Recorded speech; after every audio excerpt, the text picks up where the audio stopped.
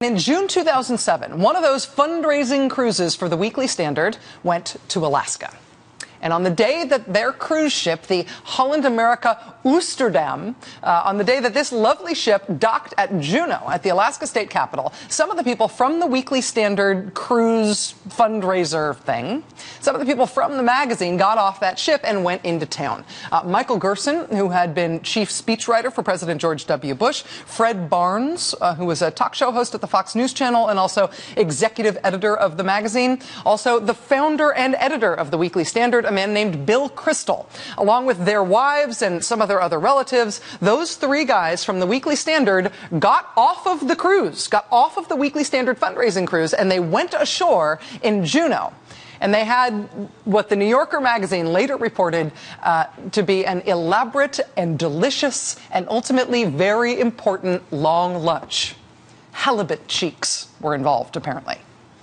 At that fancy lunch, and then at a follow-up sightseeing trip by helicopter to a gold mine, those writers for the Weekly Standard, and particularly Bill Kristol from the Weekly Standard, they basically fell in political love, at least, with the governor of Alaska at the time, who had hosted them for that lunch and gone with them to the gold mine, a woman named Sarah Palin.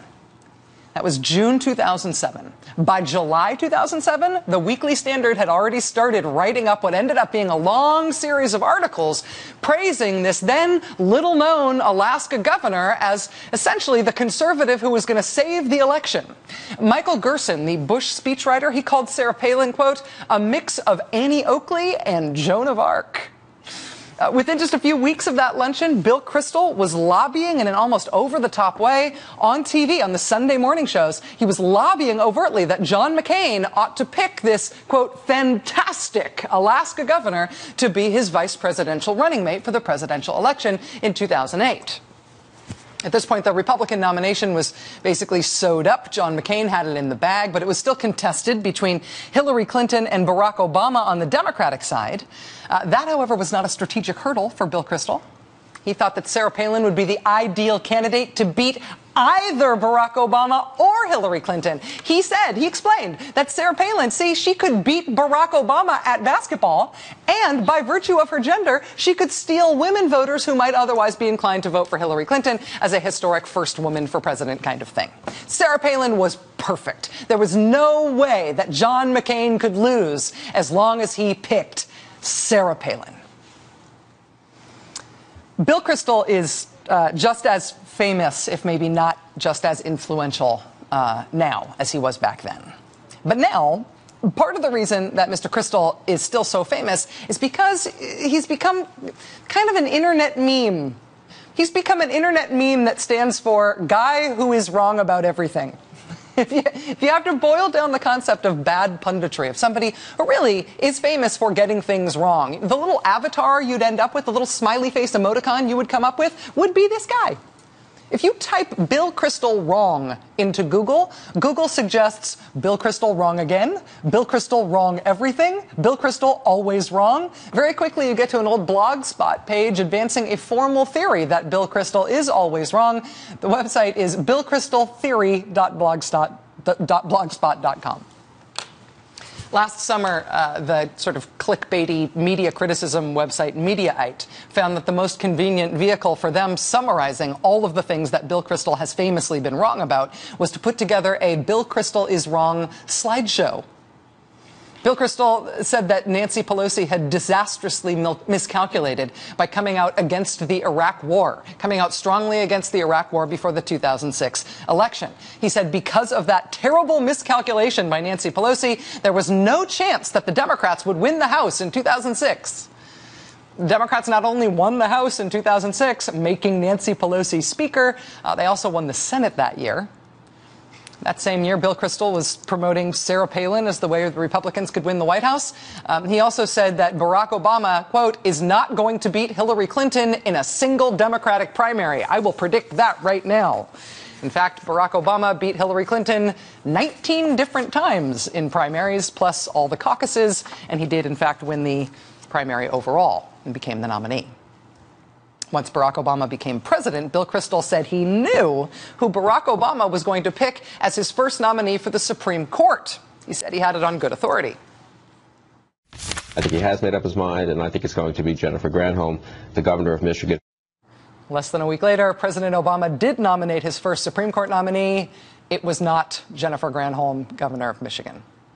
When President Obama was running for re-election in 2012, Bill Kristol announced to the world his exclusive news that Rudy Giuliani, once again, was running for president. Rudy is running. I'm told by reliable sources that Rudy Giuliani intends to run for the GOP nomination for president in 2012. Rudy Giuliani was just about to declare that he was in the running for 2012. Rudy Giuliani did not run for president in 2012. Bill Kristol is amazing.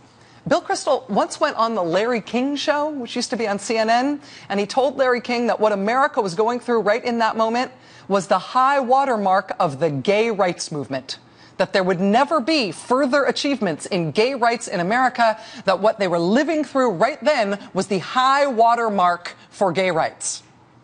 He said that in 1993. Anything happened since then? Who am I? Oh, wait. Bill Kristol is amazing, and Bill Kristol has been amazing for a very long time. Obviously, there's nothing fatal about making bad predictions concerning politics. I've done lots of it. Any of us who talk about politics for a living and are dumb enough to be lured into making predictions, we are going to get it wrong sometimes. Not as often as Bill Kristol gets it wrong, but everybody gets it wrong sometimes, and it usually doesn't make all that much of a difference in the world. But Bill Kristol is also very frequently wrong, not just about politics, but about something he believes he is an expert on, and that is the issue of war. This week is the anniversary of the U.S. invasion of Iraq. That was 11 years ago this week. It was a war that lasted more than 8.5 years. It was a war that Bill Kristol confidently predicted would last 2 months max. Whatever else you could say about this war, let me just make one point. George Bush is not fighting this like Vietnam. We don't need to re-fight the whole history of Vietnam. Maybe. That's the danger of Saddam. But it's not going to happen. Let me take it's a not call going to happen. from This is going to be a 2-month war, not a Park Hill, year war. This is going to be a 2-month war, he says there, not an 8-year war. In fact, it was an 8.5-year-long war, but Bill Kristol said it would be a matter of weeks. Bill Kristol also said it would only cost $100 million to have that war in Iraq. Try multiplying that by a lot. He said that Saddam Hussein has got weapons of mass destruction. Saddam was, quote, past the finish line in developing nuclear weapons. Bill Kristol said when American troops freed the people of Iraq, that would make us respected in the Arab world. On March 1st, 2003, Bill Kristol said, quote, very few wars in American history were prepared better or more thoroughly than this war by this president. 6 weeks later, he declared that that war was already over with. He said in April of 2003, the first 2 battles of this new era are now over. The battles of Afghanistan and Iraq have been won decisively. April 2003, he said that. Do you ever wonder why it occurred to the George W. Bush White House to have the President of the United States put on that flight suit and declare mission accomplished in Iraq? Well, 3 days before George W. Bush did that, Bill Kristol had declared mission accomplished in the pages of the Weekly Standard. Said it was done. The war was over in April 2003. Also, pick Palin. Pick Sarah Palin. You'll definitely win. In punditry, it may just not be possible to overdose on wrong. We may have an infinite capacity for wrong, right? If so, Bill Kristol is proving that by never going away. And he hasn't gone away. And right now, he's still a pundit, still running the Weekly Standard. And right now, as Republicans and other critics of the president in Washington are looking for some political advantage against President Obama, specifically on the issue of Russia and Russia's aggression in Ukraine, there's Bill Kristol right now, trying to sharpen up the sort of vague and non-specific Republican criticism that President Obama isn't being tough enough. He's trying to sort of put a point on that and get them to get to the point by suggesting that, it might be time now, might be a good time now for another war. Mr. Kristol this week decrying war weariness as an excuse. He leads his column by saying, are Americans today war weary? Sure. That's literally how he says it. Sure. The Iraq and Afghanistan wars have been frustrating and tiring. Yeah, how did we get into those wars anyway? But if the American public is weary of those early wars, Bill Kristol says that is a curable condition. Mr. Kristol says the idol of war weariness can be challenged. A war-weary public can be awakened and rallied. All that's needed is the rallying. Yeah, land war with standing armies in the Crimea. Anybody ever tried that before? How'd that work out?